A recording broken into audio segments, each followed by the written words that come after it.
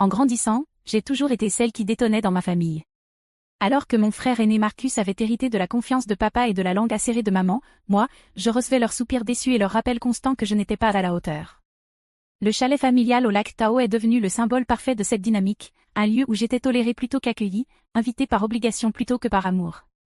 Le chalet appartenait à notre famille depuis 3 générations, transmis de mon grand-père à mon père. C'était une magnifique construction en rondin sur 2 étages, avec une véranda entourant la maison, nichée parmi des pins majestueux, et un quai privé s'étendant dans le lac cristallin. Chaque été, la famille élargie s'y rassemblait pour ce que maman appelait notre tradition familiale sacrée.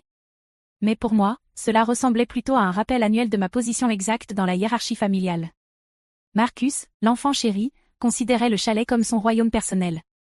Il invitait ses amis d'université, organisait des fêtes bruyantes et se comportait comme s'il en était le propriétaire. Pendant ce temps, on attendait de moi que je nettoie après tout le monde, que j'entretiens le quai et que je serve essentiellement de personnel non rémunéré. Quand je me plaignais, papa me faisait son discours habituel sur le mérite et sur le fait que je devais prouver que je méritais ma place dans la famille. Le point de rupture est arrivé en septembre dernier, lors d'un week-end censé être consacré aux liens familiaux. Je venais de commencer mon nouveau poste de spécialiste en acquisition de biens immobiliers pour une société d'investissement, mais ma famille voyait cela comme un simple emploi de débutant, prouvant que je n'étais pas destinée à la grandeur. Marcus, qui travaillait dans l'agence d'assurance de papa, ne manquait jamais une occasion de rappeler à tous qu'il construisait quelque chose de solide, tandis que moi, je me contentais de déplacer des papiers pour les riches. Ce vendredi soir, je suis arrivée au chalet après une semaine particulièrement épuisante de finalisation de contrat. J'espérais un peu de tranquillité au bord du lac, peut-être rattraper quelques lectures. À la place, j'ai trouvé le lieu rempli des frères de fraternité de Marcus de l'université, tous dans la trentaine, mais se comportant encore comme des jeunes de 20 ans. Des bouteilles de bière vides couvraient toutes les surfaces, le système sonore hurlait, et quelqu'un avait apparemment essayé de faire un barbecue à l'intérieur, laissant des brûlures sur la table à manger antique de maman. Oh, regardez, l'abeille travailleuse est arrivée, annonça Marcus en me voyant. Ses amis éclatèrent de rire tandis qu'il saisissait une autre bière depuis ce que j'avais compris être mon espace de couchage désigné, le canapé. J'espère que tu as apporté tes produits de nettoyage, parce que ce week-end, on fait la vraie fête. J'observais silencieusement les dégâts. Où suis-je censé dormir? Débrouille-toi, haussa-t-il les épaules. Peut-être qu'il y a de la place dans le cabanon avec le matériel de jardin. Ça te conviendra sûrement mieux. Ses amis éclatèrent de rire. Je reconnaissais la plupart d'entre eux des rassemblements précédents, des enfants de riches qui n'avaient jamais travaillé un seul jour de leur vie, mais qui se sentaient néanmoins autorisés à mépriser quiconque gagnait réellement son argent. L'ironie ne m'échappait pas, mais j'avais appris depuis longtemps que la souligner auprès de ma famille ne menait qu'à plus d'humiliation. Cette nuit-là, j'ai dormi dans ma voiture, garée au bout de l'allée. Le lendemain matin, je me suis réveillée pour voir un des amis de Marcus uriner sur mon capot pendant que les autres l'encourageaient depuis la véranda. Quand je me suis approchée du chalet pour utiliser les toilettes, Marcus bloqua la porte. Désolé, famille uniquement, dit-il avec un sourire en coin. Tu peux utiliser la station-service en bas de la montagne. Marcus, j'ai juste besoin de... J'ai dit famille uniquement. Sa voix s'éleva pour que tout le monde puisse entendre. Peut-être que si tu apportais quelque chose à cette famille au lieu de juste occuper de l'espace, on te traiterait différemment. L'humiliation brûlait, mais je gardais mon expression neutre. Compris. Je suis descendue à la station-service, utilisé leurs installations, acheté un café et réfléchi un moment dans ma voiture. 3 années à travailler 60 heures par semaine, à développer mon expertise en acquisition de biens, à apprendre les rouages du droit immobilier et des stratégies d'investissement, tout cela pour pouvoir m'offrir mon propre logement et ne plus jamais dépendre de la charité familiale. L'ironie était que j'étais devenue si compétente que j'avais commencé à réaliser mes propres investissements. Lorsque je suis revenue au chalet vers midi, Marcus et sa bande installaient ce qui ressemblait à une fête complète pour le week-end. Ils avaient déplacé les meubles, installé des tables de beer pong, et quelqu'un essayait d'installer des enceintes sur la terrasse. Les voisins devaient sûrement détester ça, mais la maison la plus proche était à un quart de mile, donc ils s'en sortaient. La voilà, appela Marcus en me voyant. Prête à nous aider à tout installer? Il nous faut quelqu'un pour aller en ville chercher des fournitures. Je regardais le désordre qu'ils avaient déjà créé. En fait, je pense que je vais rentrer chez moi. Probablement mieux ainsi. La voix de maman venait de derrière moi. Je me retournai pour la voir sortir de la cuisine, portant un plateau de sandwich.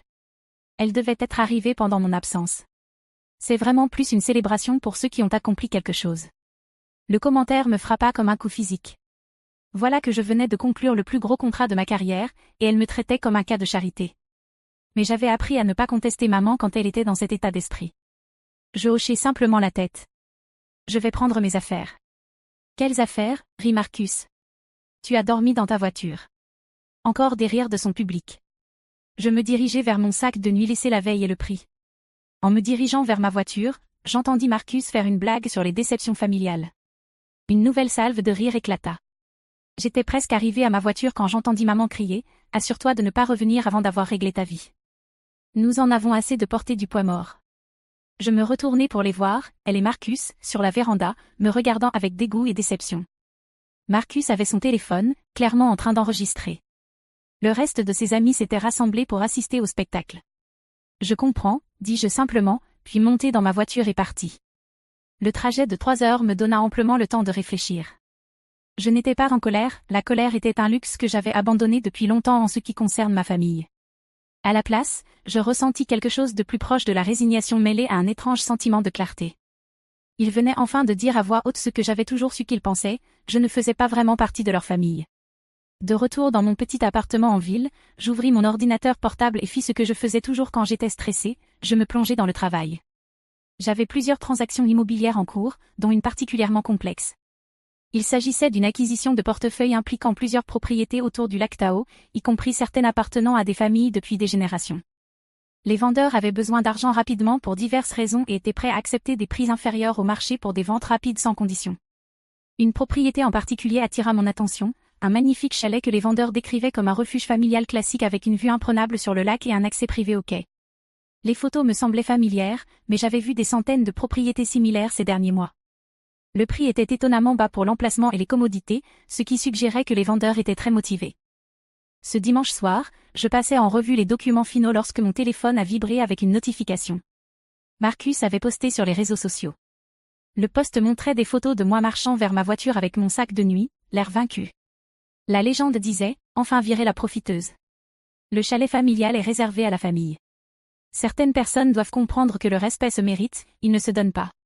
Peut-être qu'elle comprendra maintenant comment subvenir à ses besoins au lieu d'attendre des mains tendues. #famille d'abord, #plus de profiteuse, #mérite ta place. En 1 heure, le post avait reçu 847 likes et des dizaines de commentaires de la part de proches et d'amis de la famille, tous soutenant l'approche du « Tough Love » de Marcus. Tante Jennifer écrivait « Il était temps ». Oncle Rob ajouta « Elle avait besoin d'entendre ça ». Même certaines amies de l'église de maman ont commenté sur le fait d'encourager ou d'enseigner la responsabilité. Je parcourus les commentaires, les lisant avec un détachement croissant. Ces personnes m'avaient vu travailler à plusieurs emplois pendant mes études, m'avaient vu obtenir mon diplôme avec mention et savaient que je subvenais entièrement à mes besoins depuis des années. Mais le récit importait plus que les faits. Marcus était le succès qui méritait les ressources familiales. Moi, j'étais la profiteuse qui devait être remise à sa place. Je me contentais de commenter « Amusez-vous bien ». Puis je retournai à mes papiers concernant les propriétés. Lundi matin, j'étais au bureau tôt pour finaliser l'acquisition du portefeuille immobilier du lac Tao. Ma patronne, Jennifer Walsh, était impressionnée par la rapidité avec laquelle j'avais mené l'affaire. 18 propriétés en une seule transaction, dit-elle en examinant les dossiers. Y compris ce magnifique chalet avec le quai privé. Les vendeurs ont vraiment dû vous faire confiance pour que cela aille si vite. Je hochai la tête. Ils avaient besoin de certitude plus que du prix maximum. Parfois, le timing vaut plus que l'argent. Eh bien, félicitations. Cela vous met largement en avance sur vos objectifs trimestriels. Et à propos de ce chalet, l'adresse me semble familière.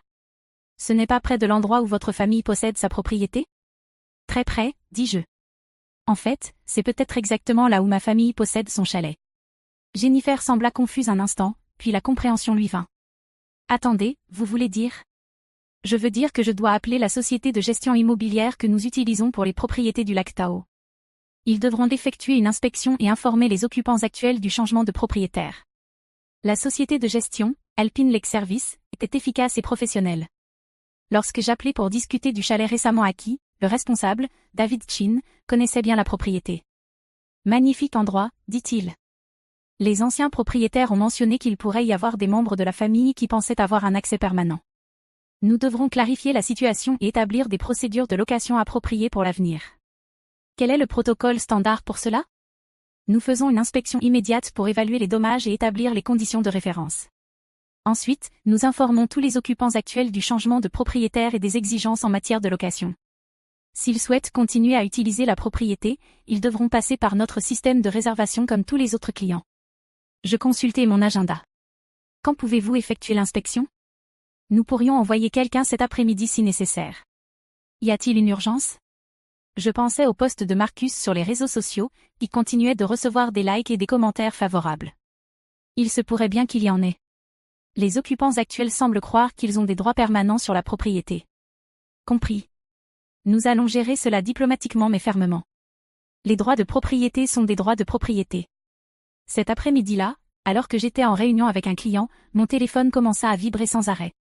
SMS après SMS, appel après appel. Je les ignorais jusqu'à la fin de la réunion, puis consultai la vague de messages. Marcus, qu'est-ce que tu as fait, bordel? Maman, appelle-moi immédiatement. Il y a eu une erreur. Papa, quel que soit le jeu auquel tu joues, arrête-le maintenant. Tante Jennifer, pourquoi y a-t-il des étrangers au chalet qui prétendent en être les propriétaires? Les messages continuaient, de plus en plus frénétiques.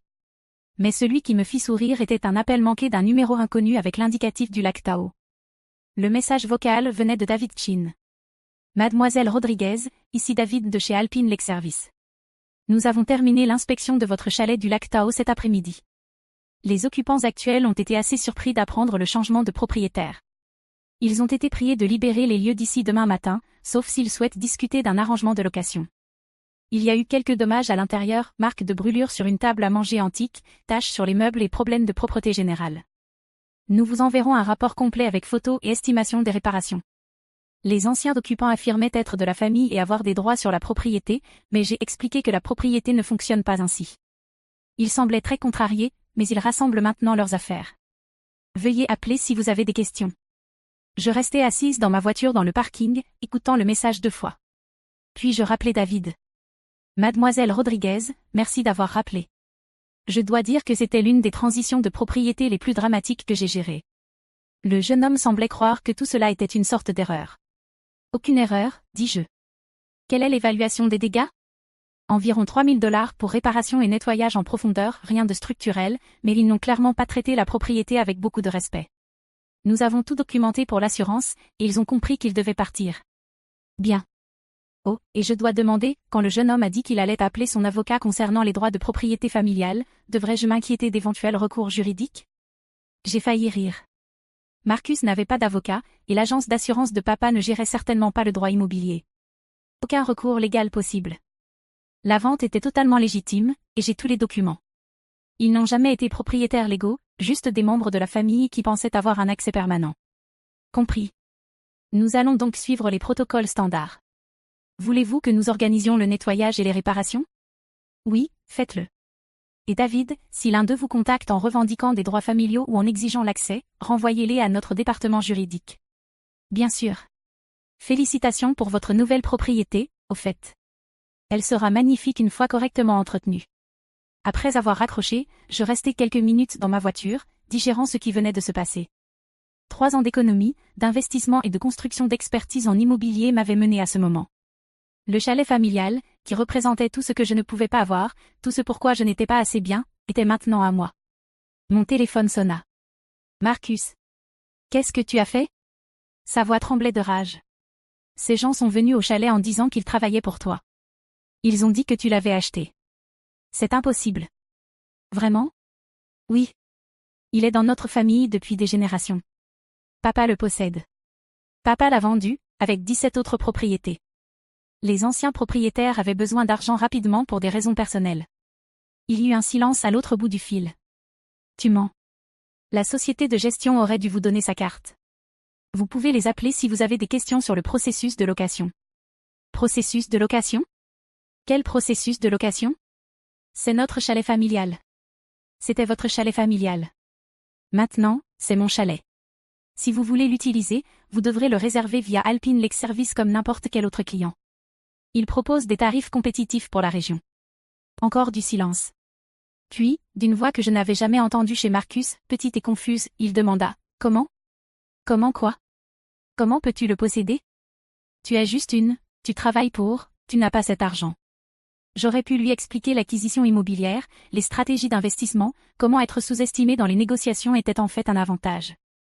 J'aurais pu lui parler de l'affaire du portefeuille, de l'exploitation des connaissances du marché et des relations pour créer des opportunités. Au lieu de cela, je dis simplement, je l'ai mérité. La ligne resta silencieuse presque 1 minute. Puis Marcus dit, ce n'est pas fini. En fait, si. David a des photos des dommages à la propriété. La facture des réparations est d'environ $3 000. Votre dépôt de garantie, si vous choisissez de louer à l'avenir, tiendra compte de votre historique. Je raccrochai. Au cours des heures suivantes, les appels et les SMS continuèrent. Maman voulait savoir comment je pouvais faire ça à la famille. Papa menaça de faire intervenir des avocats jusqu'à ce que je lui rappelle qu'il avait lui-même signé tous les papiers, il n'avait simplement pas pris la peine de demander qui était l'acheteur. Divers proches exprimèrent leur indignation, mais leur influence avait disparu.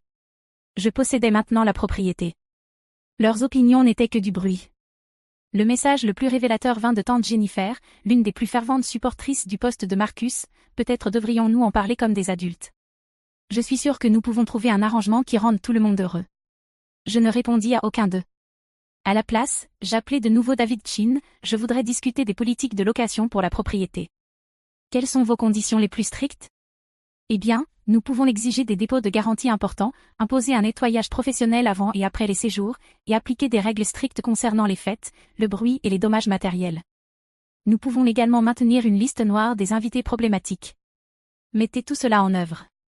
Et David, ajoute Marcus Rodriguez, Tom Rodriguez et Linda Rodriguez à la liste noire. Interdiction permanente. Compris. Dois-je noter la raison? Dommages matériels et non-respect des droits de propriété. Considéré comme fait. Ce soir-là, je me servis un verre de vin et ouvris mon ordinateur portable.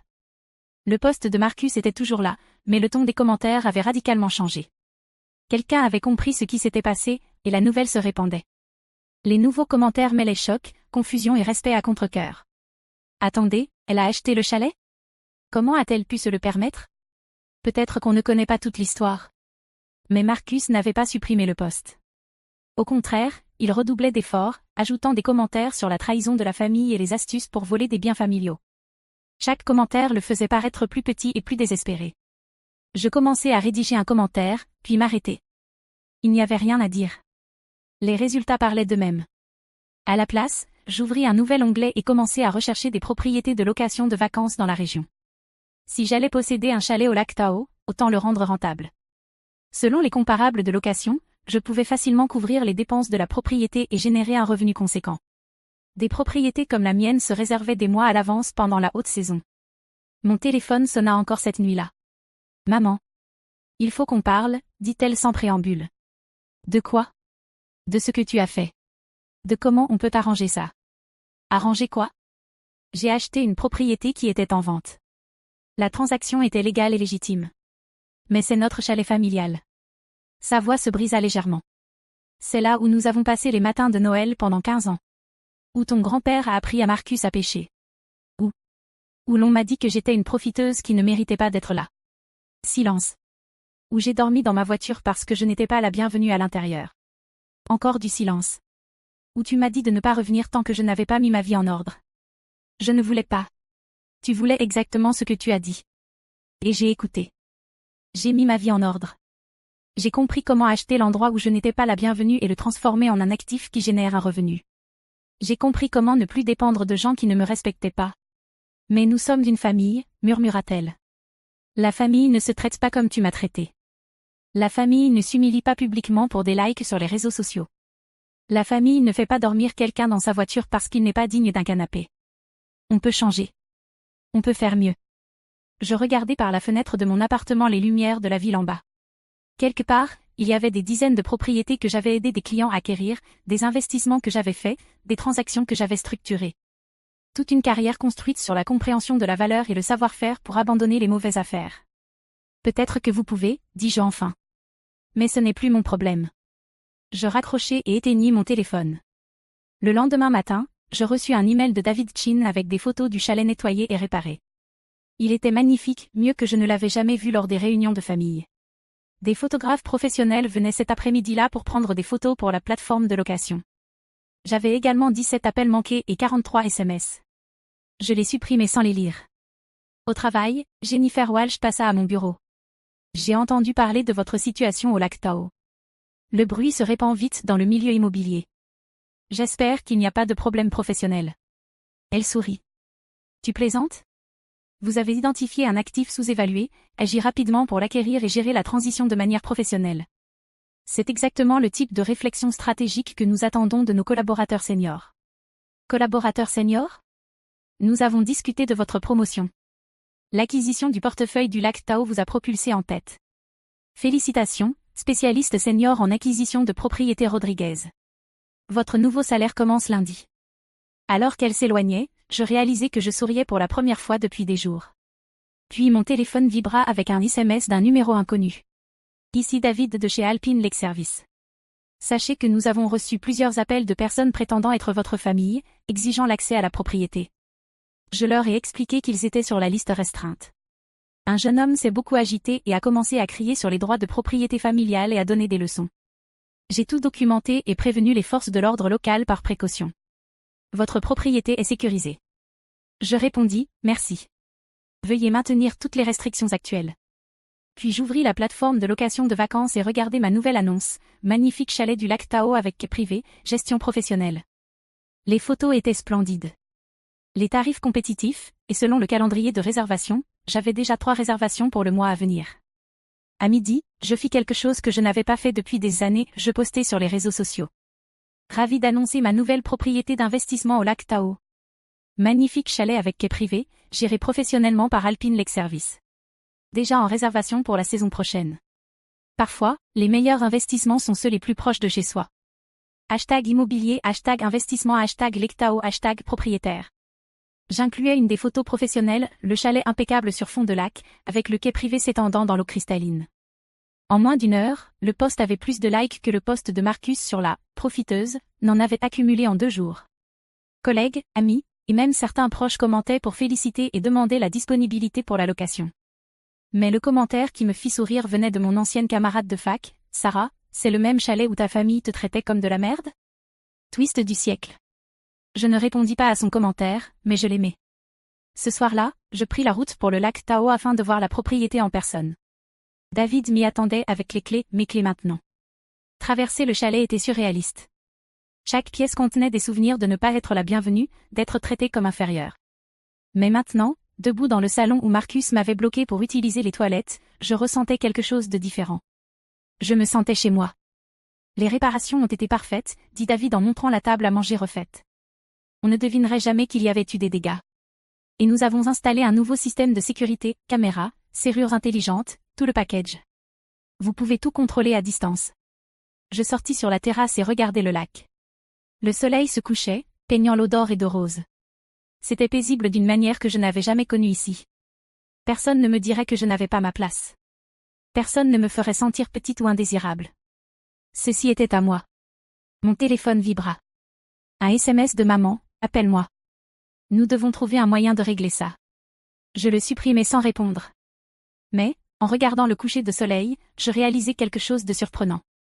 Je n'étais plus en colère. Je n'étais plus blessée. J'étais juste libre, libre de ne plus chercher leur approbation, libre de ne plus accepter leur traitement, libre du travail épuisant de vouloir mériter l'amour de gens déterminés à ne pas le donner. David me tendit les clés et les codes de sécurité. Félicitations encore, mademoiselle Rodriguez. Je pense que vous allez adorer posséder cet endroit. Je l'adore déjà, dis-je. Et pour la première fois de ma vie, debout sur cette terrasse surplombant le lac, c'était vrai.